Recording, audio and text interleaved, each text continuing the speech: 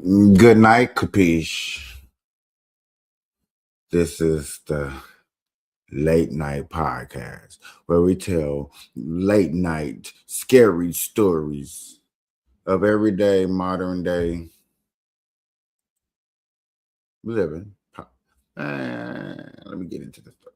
Now, what's up, everybody? I'm your host, Kapeash, where, like I said, we tell everyday stories, modern day stories, and go over anything that we feel like on the late night show. This is the Kapeash. I'm your host, Kapeash. Um, it's really just open discussions. You know what I'm saying? Sometimes I do read the comments of what people say. If you do say hi, I do post that. I appreciate people saying hi.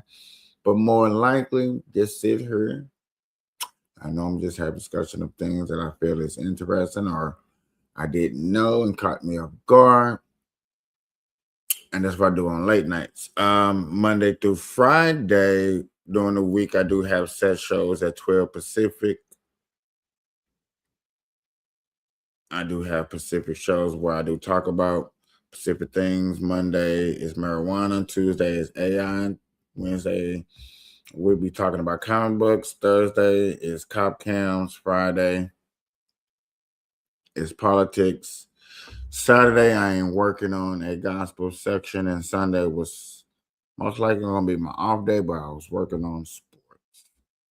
I be working on different projects. I bring you these stories. I bring you these things. I do everything live under the live section. So do hit the live. You see all my content. I appreciate you people stopping through. Please do not be no stranger danger. You know what I'm saying? Hit the like, subscribe on X, hit the retweet. Please hit the retweet. I see people coming in. I appreciate it. A couple of retweets wouldn't, you know what I'm saying, much help expeditiously. So I appreciate it. Other than that, y'all, today was AI.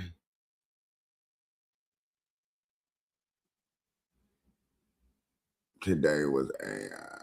I'm just looking at because I know I looked up something specifically and now I don't see it. But yet again, today was AI. We had some good stories that did come across the news. I'm gonna go a little bit deeper into some stories. I did cover this one news that caught my interest. So on Tuesday, I will be starting a more than AI where we get into stock. We're going to get into some investment. I'll be working a little bit closer with um, you guys out there and building a team of people that want to get into the AI and put money together. I think that's something that we should invest in. So that's what my Tuesday is going to be consist of. Since it's an hour before today it's up, I thought that I would go back into some more details of the AI in the industry and what is going on. Keep everybody up to par. I will be doing this every Tuesday, 12 o'clock Pacific. Please come check me out. I do have a lot of stories to get into. There's always some type of news, stock market. Earlier today, go out AI Technology Tuesday. We got to see how can you invest into the stock market without just looking straight into it, more of a background looking at things. There's always different angles to look at when it comes to investing. Some of us do get stuck a lot on situations like that. So what I did was took the time out and found a video to break it down. The videos was so good that it sparked the interest for me that I want to share with you guys. I'm gonna go deeper into that I'm putting together of how to create. And I'm going from there. I already been told of some things to look into. And that's where I'm going to go. Without a further ado, ladies and gentlemen, this is the first story that I want to get into with you to let you know what we are looking for us the future in technology on this Tuesday night. At the very center of the AI infrastructure boom, there's a 175-year-old glass-making company that's quietly become one of the biggest winners. Corning, famous for making Gorilla Glass for Apple devices, also turns its glass into tiny strands of optical fiber, an essential component of AI data centers that sent the legacy American company's stocks soaring. Almost every phone call I get from my customers is trying to see how do we get them more. We came here to Concord, North Carolina to see this, the biggest fiber factory in the world, and to its cable factory in Hickory, where Corning is expanding fast to meet the demands of generative AI. By the time we're all the way done with the expansions, this is going to be one of the largest cable facilities in the U.S. And that's because people like Meta have such need right now because of AI? Totally. It's supplying millions of miles of fiber optic cable to new data centers from all the major players. NVIDIA, OpenAI, AWS, Google. So what we learned earlier is these companies need people in cities to know how to navigate, put in these fiber optic cables in the town, or even help sell these fiber optic cables to your neighbors and citizens in your town. This is a business strategy to look into, to get into. If you're good at marketing, you're good at selling, you're good at door to door. A lot of people would say I would be in these categories that I just named because I have a very good customer service skills. Like I said, I am definitely looking into investing into some of this stuff with you guys live on the Burn Live channel on Tuesdays. We're going to be putting up portfolios, putting a Discord together, and then we're really going to see what we can do and what we can invest in. I want to do it with you guys and to help build a channel, to help build your pocketbooks and help build my pocketbooks at the same time. Google and Meta, which just committed up to $6 billion to fill its data centers with Corning optical fiber in a new deal we're reporting here first. We've got 30 data centers in our fleet. 26 of them are right here in the United States. And we want to have a domestic supply chain that's available to support that. But as Meta's AI strategy appears scattered and fears of an AI bubble lurk, what happens to Corning if massive AI data center plans falter? And if it is full steam ahead, can Corning adapt and keep up with skyrocketing demand? We have made since 1970 over 1.3 billion miles of optical fiber, which is a large percentage of what. Since 1970, some of us will probably not believe that AI technology has been in the working since the 1940s. I think the 1840s, I think it was more accurate at a date, but I know the first breakthrough of AI for as technology and talking to us on a regular basis was in 1940, 1941. I think it's a little bit more accurate. Don't quote me on it. So therefore, to look at how far something's going and how far it's still got to go, this is where I'm talking about the investment. It can open up a chain of ideas of what we are looking for in our communities. Ain't no telling. And I'm talking about from the East Coast to the West. Whoever's watching this, I appreciate it. But do think about the investment side of the opportunity. It's been deployed in the world. We go behind the scenes to see how Corning turns massive cylinders of glass into billions of miles of optical fiber, including a brand new type invented specifically for generative AI. All of these now equals this. With CEO Wendell Weeks as one of the names on the patent. I think next year, the hyperscalers will be our biggest customers. And leaders at Meta and Corning say the massive expansion here in North Carolina is crucial to meet the ever-growing needs of AI.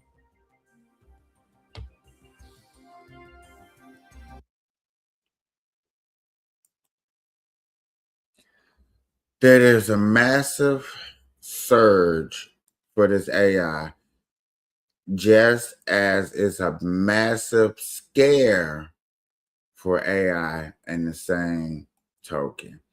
It's right now, it's a race upon all races.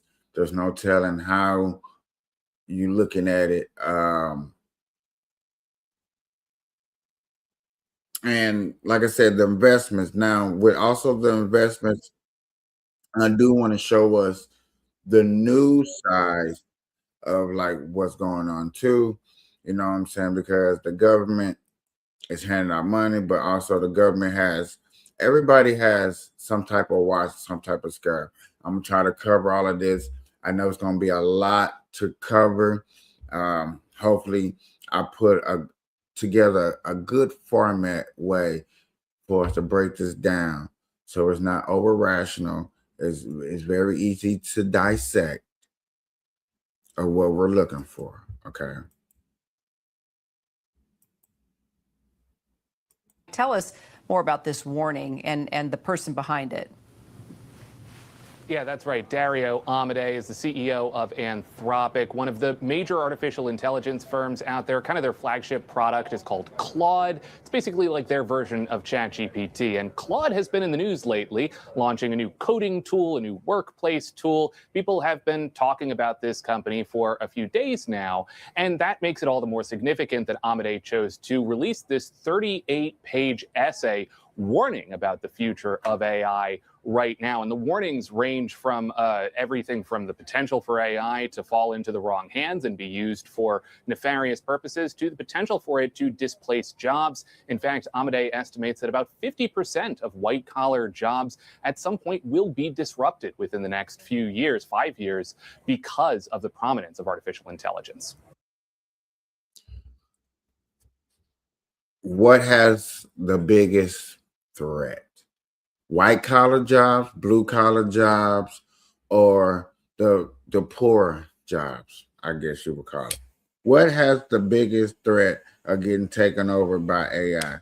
And most likely, you would really think anything that has to do with a desk and sit down has the best potential of getting taken over, because you do have to look at, I got this office space. I got 100 employees.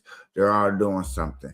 If I can get this one computer to do what 100 people can do, I don't have to rent out that building. And if I don't have to rent out the building, that means I don't need you employees. So that's a lot of money that I just saved off a computer that I can take this computer and have it at my home. So downsizing and reiterating the brand is what we're going to be seeing too. And we do have to watch out for that and what that particularly has a common for us or discommon, because it's not going to always be good for us on the bright side. So we do have to look at that.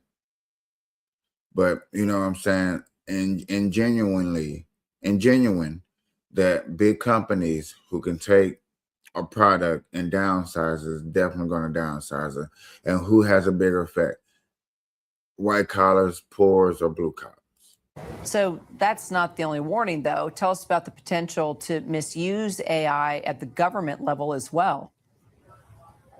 Yeah, the warnings here are, again, pretty broad, Kira. The idea that artificial intelligence could potentially be used by an authoritarian government to silence protesters or dissidents, the potential for this to fall into the hands of terrorist groups and be used to basically develop a bioweapon, as we heard in the piece just then. And then Amodei also raises this sort of general concern about how government regulators and legislative frameworks around the world are just not prepared to meet the challenge of a super intelligence. That is to say, an artificial intelligence that matches or surpasses the capabilities of the human brain. But just a level set here for a moment, Kira, that idea of super intelligence, or artificial general intelligence, as it's sometimes called, is kind of squishy, right? The actual definition has shifted over the years and the goalposts have kind of moved depending on who you talk to. So this is something that Amodei raises as a concern, but it's also worth mentioning that these things do change over time and people are still sort of figuring out exactly what some of the terms here mean.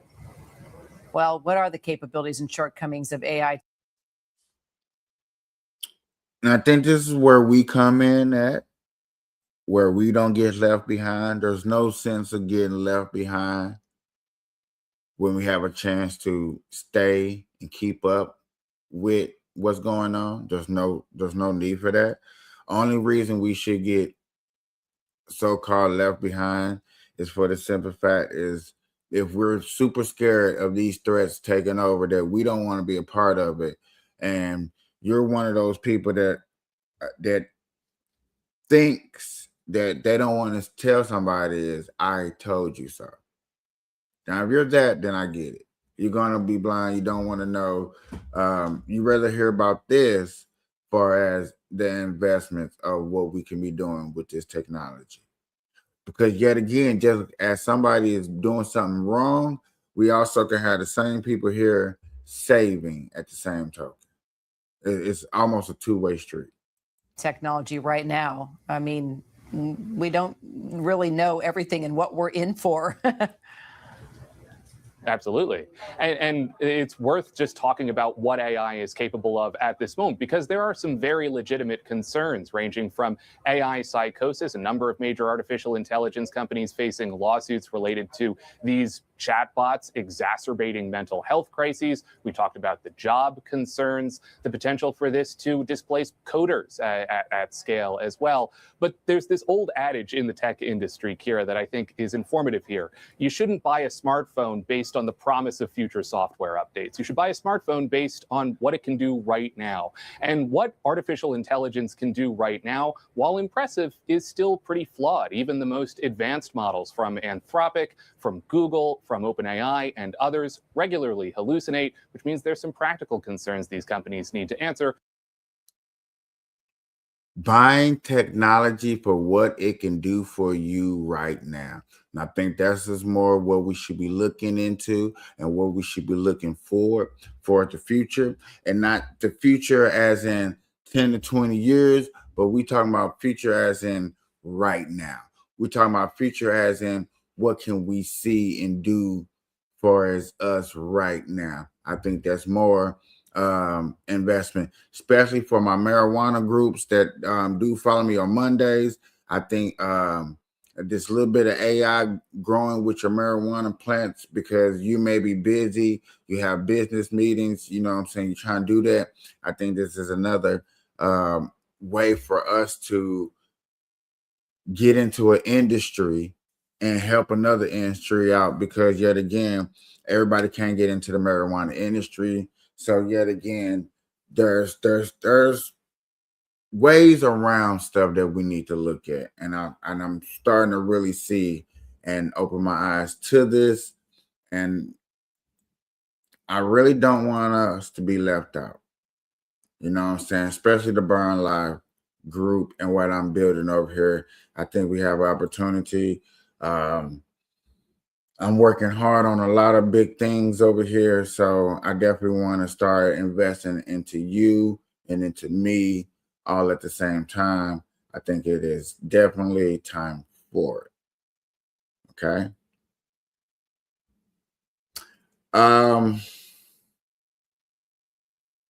In other news, I went to my resource of what happened in Minnesota with the guy who was armed. Now that a lot of things came out, I got to see it from my lawyer's point of view, with just looking at the facts and going over the facts, knowing the facts, all the facts. You know what I'm saying? The main cop who I pointed out at first was wrong. Is in the wrong. I'm saying he was wrong. I wish I had Doc and other people here to hear this.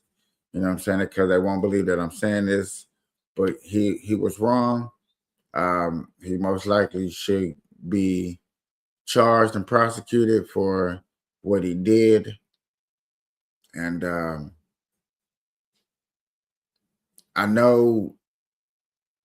I think there was Doc that looked up that all cops and ISIS have immunity from that, but I doubt this guy gets immunity.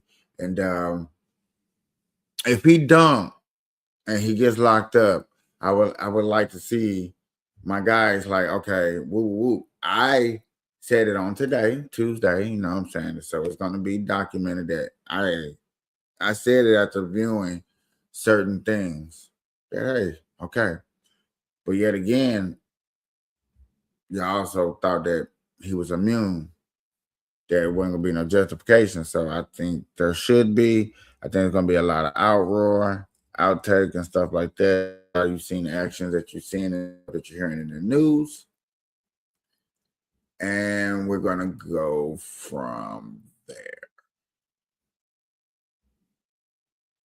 I just want to point that out. I did want to say it. So people wouldn't think like, oh, well, they still gonna think that. So I don't even know why I changed. Why I even try to state that to make that point. So scratch that. I'm saying it just to be saying it because it's true and it's factual. Okay.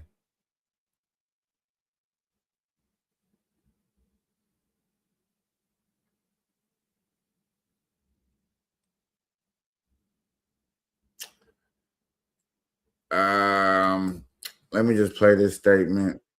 I think this is probably important, especially coming out of the president's mouth. I do believe maybe this is what some people are protesting about. I doubt it, but I just kind of want to see if this is what some people were alluding to. Yet again, I doubt it.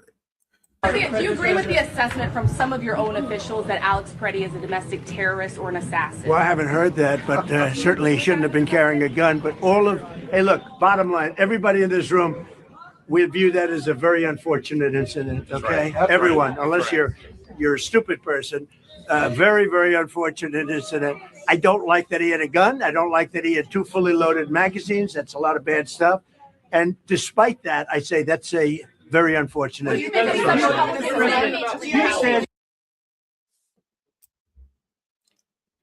Okay.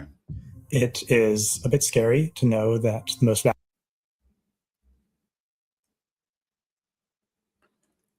Open AI shows up at my door. Here's why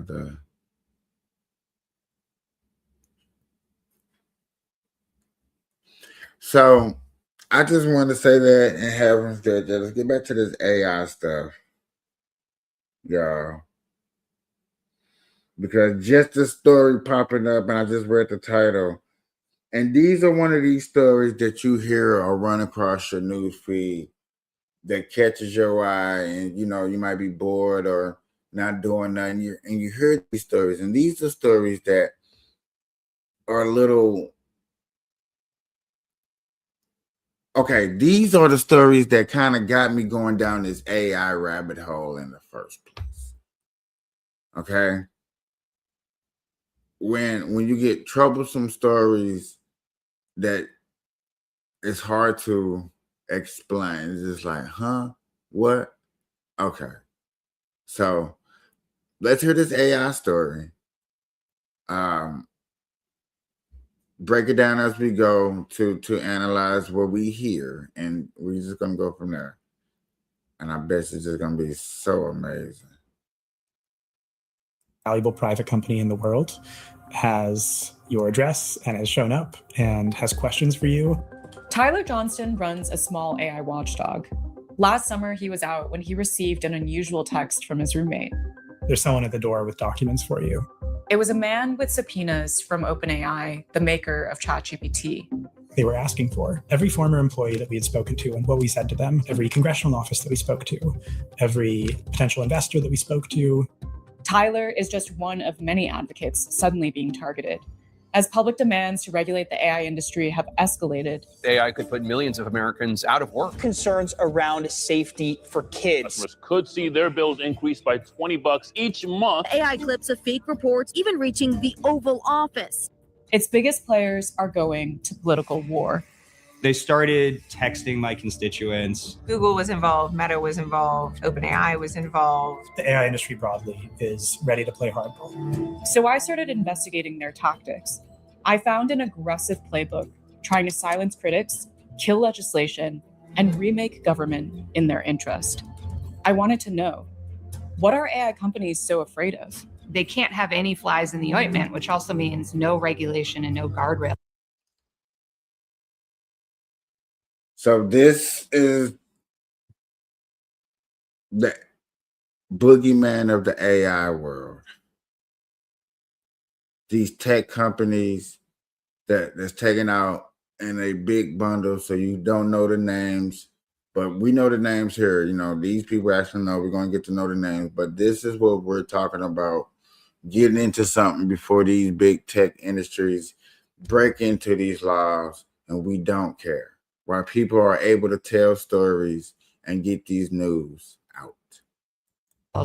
And what does it mean for the rest of us if they get what they want? When OpenAI subpoenaed Tyler, it tucked in an expansive demand that hinted at its real agenda. They wanted every single document and text message and email that we had that in any way related to OpenAI's restructuring. Founded as a nonprofit by Elon Musk and Sam Altman, OpenAI had for years been raising billions of dollars from investors through an internal for-profit arm. Then the nonprofit board attempted to fire Sam Altman, and investors panicked that they could lose all their money. In the wake of that, Sam Altman made some promises to his investors that they would...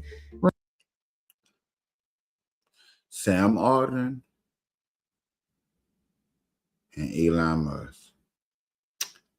And everybody keeps saying that Elon Musk is my best friend, but yet again, I pull up stories where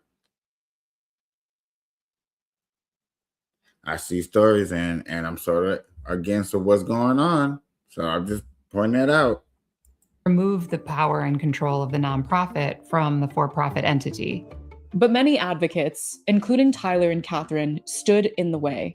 We released an open letter. This was an open letter that was asking 7 relatively simple questions, not opposing the restructuring in any way, but asking for more transparency about what their plans were. But failure to restructure could force OpenAI to give up $20 billion from its investors. The company turned its influence operations into high gear under the leadership of a man named Chris Lehane. Whoever ends up winning on that ends up building the AI rails for the world. Like, that is a bit of a zero-sum game. Lehane began his career in Washington, earning the nickname Master of Disaster, in part for helping the Clintons navigate the Monica Lewinsky scandal.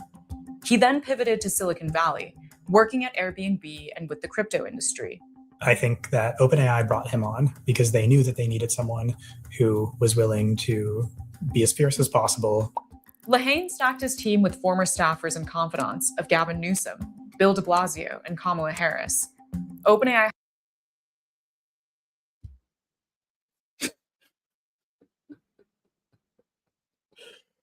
Ooh.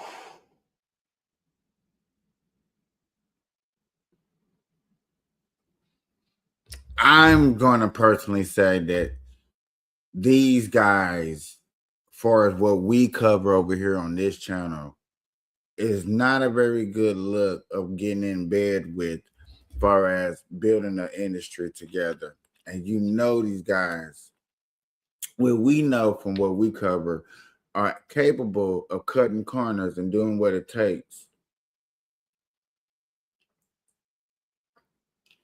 to make sure stuff like this, and especially being, you know how they saying government using things in the wrong way. Okay, this is definitely a story that's going down the wrong rabbit hole. hired a lobbying firm run by Republican operative Jeff Miller, who has deep ties to President Trump. It launched new philanthropic efforts, underscored its economic importance to California, and threatened to leave the state if the restructuring was blocked. With Elon Musk also suing OpenAI for abandoning its mission, the company began to accuse its critics of being his puppets. They were essentially implying that we were a front for their competitors. The aggressive tactics paid off. The subpoenas also revealed that this is just the beginning. I would have been happy to swear to the court that we are not funded by Elon Musk, but it became clear to me that this was not the only thing that they were trying to find out. Among OpenAI's demands to other groups, documents related to advocacy on AI legislation. It's very difficult to imagine us figuring out how to comply with 50 different sets of regulation. That will slow us down at a time where I don't think it's in anyone's interest for us to slow down. For some companies, I think they want a situation like social media. Rebecca Bauer-Cahan is an assembly member from California leading AI and tech policy. A law passed in Congress that said that they were not liable for any of the content put onto their platforms. Now they want that for their AI boom, and they don't have it yet in Washington. And so they're going to try to ensure that. That's a good insinuating question, and something that needs to be definitely well investigated. Do we want AI to have the same laws and regulated as us far as pushing out content on social media? Should they be able to push out any content with no pushback if we deem it's wrong, or it imitates us? Somebody put out an AI saying that we did something that can liably put us in jeopardy or in danger. Shall we go down that rabbit hole and take that responsibility and say, hey, you know what, we're just gonna ignore it and give it to them? Or we take that responsibility and say, you know what, they're reliable for it.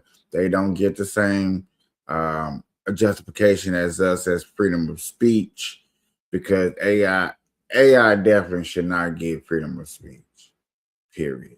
I think that's what it boils down to. Should AI get freedom of speech? No. No.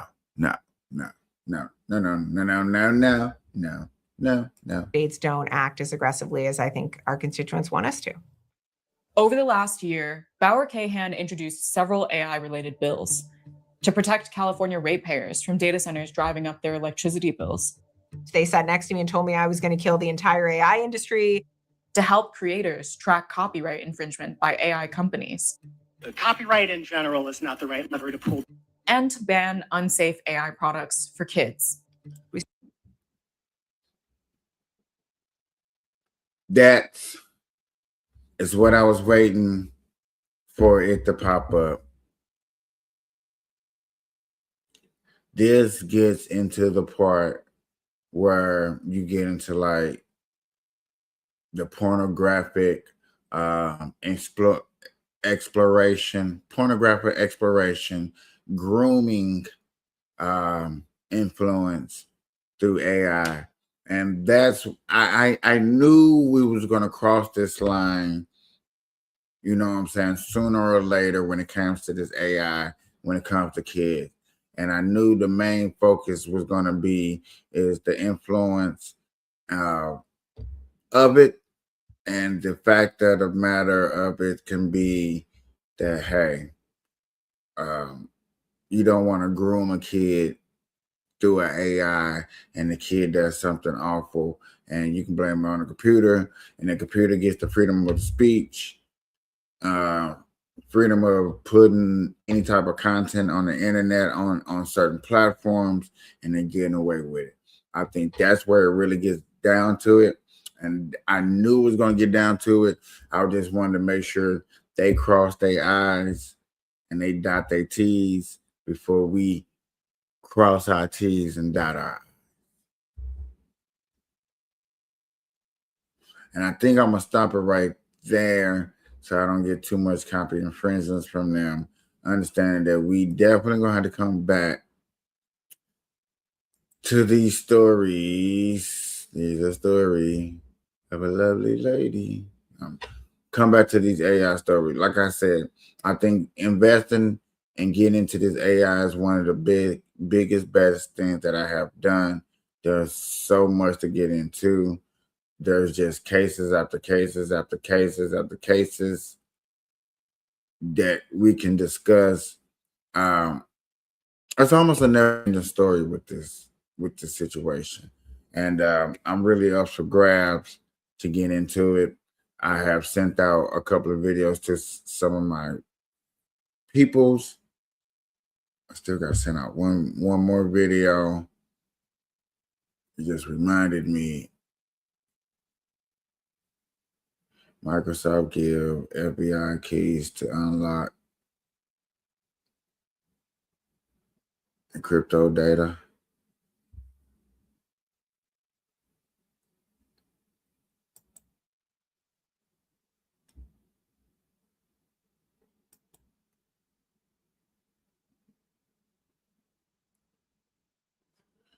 What's I am talking about AI and what's going on.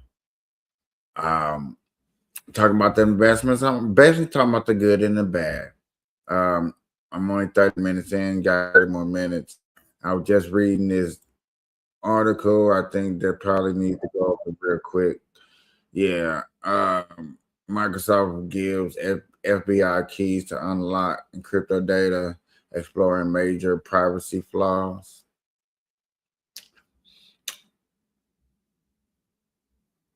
Yeah. I think this is all about sales. Everything is about security. And what I just got done talking about is the fact that with this AI, we do have to be careful because of the simple fact, kids and grooming. We just seen an article where if you give AI freedom of speech, you can give the potential chances of grooming kids into AI essential. How are you? Here's your Forbes daily briefing for Tuesday, January 27th. Today on Forbes, Microsoft gave FBI keys to unlock encrypted data, exposing major privacy flaw. Early last year, the FBI served Microsoft with a search warrant, asking it to provide recovery keys to unlock encrypted data stored on 3 laptops. Federal investigators in Guam believed the devices held evidence that would help prove individuals handling the island's COVID unemployment assistance program were part of a plot to steal funds. The data was protected with BitLocker, software that's automatically enabled on many modern Windows PCs to safeguard all the data on the computer's hard drive. BitLocker scrambles the data so that only those with a key can decode it. It's possible for users to store those keys on a device they own, but Microsoft also recommends BitLocker users store their keys on its servers for convenience.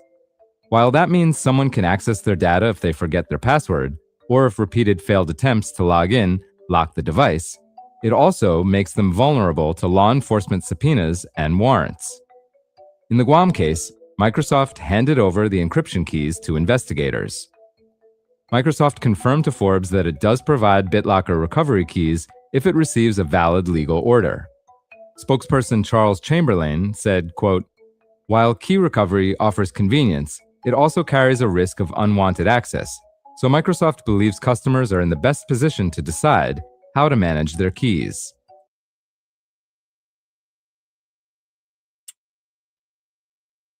You should be protected unless you commit a crime. I think that's just the simplest way of looking at it. There should be no other real definite way of looking at this. Commit the crime, especially in the crypto, or you try to do it secretly under the internet or stuff like that. You should be able to check it out and see what's going on. Now, under the Privacy Act law that most of these private company gets, supposed to keeping our stuff secure.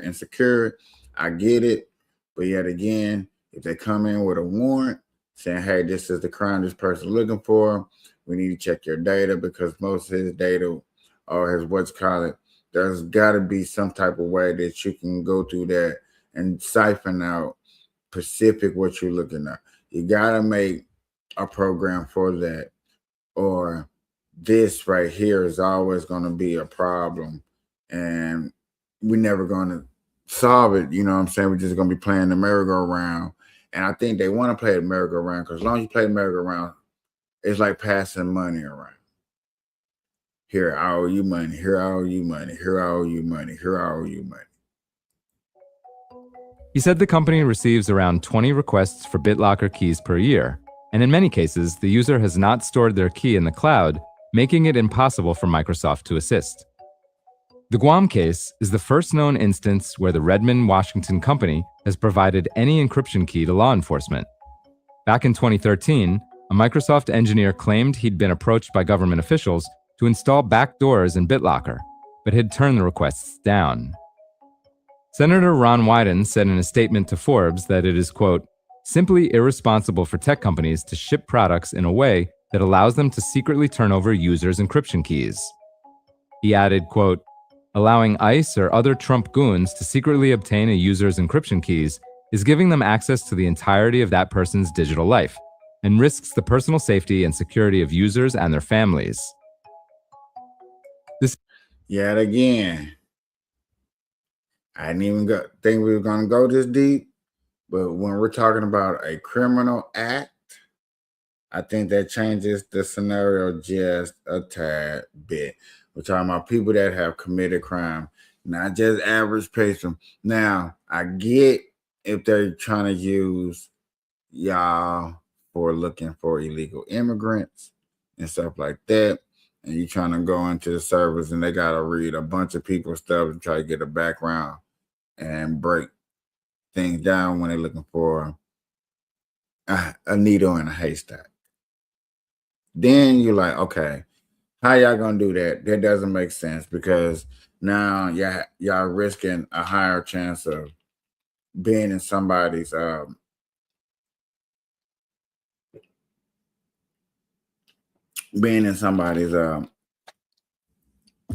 business that probably don't deserve to be in a business.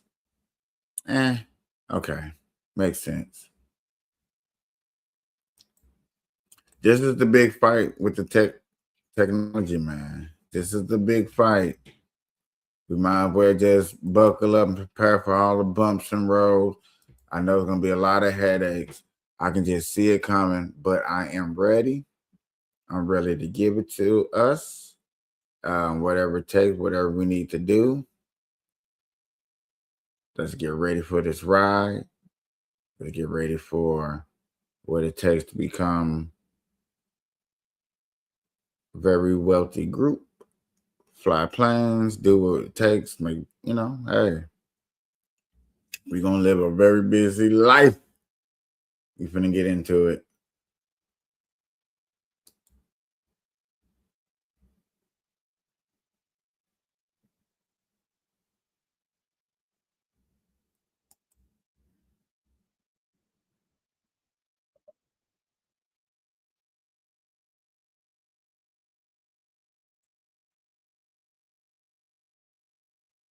I think this is one that y'all would love to hear.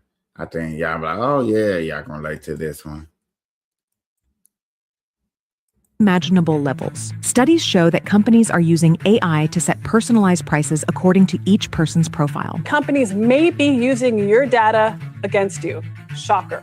It is called surveillance pricing, and that is when a company sets the price you see based on your unique habits and demographics. A McKinsey study estimated that AI-based pricing systems can increase a company's revenue by up to 15%. We found big retailers with little regional competition can extract large profits simply by adjusting prices of essential goods like food items. Likewise, investigations by Consumer Reports detected differences of up to 116% in the price of the same online product, depending on the buyer's zip code. Surveillance pricing. That's when companies use someone's personal data, like browsing, even credit history, to sell them a product at a different price than what other consumers might see. An independent analysis revealed that Uber can charge up to 6% more when the user's phone battery is below 15%. Uber is in the spotlight as the company faces accusations from a What they can do if your battery low? To sell them a product at a different price than what other consumers might see. An independent analysis revealed that Uber can charge up to 6% more. Uber can charge you 6% more if your battery is. That's amazing to figure out and to know, to even do. That's amazing. That lets you know we got to really watch it, y'all. Be careful. More when the user's phone battery is below 15%. Uber is in the spotlight as the company faces accusations from a Belgian newspaper that it can see riders' phone battery levels and changes rider fares based off of that information. Even in airline tickets, a report by the Wall Street Journal documented that some airlines achieved up to a 20% increase in annual revenue after implementing AI-based dynamic pricing systems. Next time you go online to purchase an airline ticket, there's a chance that the price you see was influenced by artificial intelligence. So, how companies are using AI to charge you more? The concept of dynamic pricing is not new. It dates back to the U.S. airline industry during the 1970s, when ticket prices were still regulated by the federal government. With the approval of the Airline Deregulation Act of 1978, airlines gained full freedom to set fares, and this transition opened the door to the creation of the first yield management systems. On October 24th, 1978, President Carter signed the Airline Deregulation Act. American Airlines developed one of the pioneering models, known as Dynamo, which analyzed demand patterns and automatically adjusted the prices of available seats. By 1985, the company reported revenue increases between 6 and 8% solely thanks to these strategies. And by the end of the decade, almost all commercial airlines were applying similar mechanisms. This model was based on relatively simple but innovative principles for the time, raising prices as the plane filled up, increasing fares for those who purchased close to the flight date, and offering discounts only when occupancy needed to be stimulated. The practice worked so well that by the 1990s, it expanded to the hotel sector, car rentals, and rail transport service. This consolidation reinforced the idea that prices should not be static, but should adapt to real-time demand. And major hotel chains still use this today. Are you wondering why it's so expensive to stay at a hotel right now? What if I told you the rates that many hotels are charging are artificially inflated? In the mid to late 1990s, Hilton became one of the first chains to systematically adopt the dynamic pricing model inspired by airlines. By 1997, the chain was already using a centralized rate-setting system that compared projected occupancy, historical demand, and seasonal booking patterns in You just wouldn't think that AI technology was being placed way back then. You know what I'm saying? For as putting it, you just would never thought. real time. The change had an immediate impact. According to corporate reports from the time, Hilton managed to increase its revenue per available room by nearly 6% annually for 3 consecutive years. It also reduced empty nights by approximately 12% in high-demand urban hotels, such as Los Angeles, Chicago, and New York. The principle was simple but powerful. If a hotel detected that 70% of its rooms were booked for a long weekend, the price rose automatically. Conversely, if projected occupancy fell below 40%, temporary discounts were activated. But this did not stop there. With the arrival of e-commerce in the mid-1990s, a second phase of expansion began. We have got to the point where literally anybody can build a fully working app without knowing how to code. This is based Amazon, one of its pioneers, began experimenting with price variations based on browsing data, search history, and user behavior. If you're familiar with Uber, you're probably familiar with the term surge pricing. But a new report claims that Amazon may use surge pricing as well. In the year 2000, for example, specific cases became public showing how the same DVD could be sold with a 6% markup to one customer and not to another. Afterward, the company described these price differences as controlled tests. However, these experiments demonstrated something crucial. Digital commerce made it possible to modify prices automatically, individually, and silently, without the consumer noticing. Between 2000 and 2010, the massive collection of data such Boy, they cold. They is cold.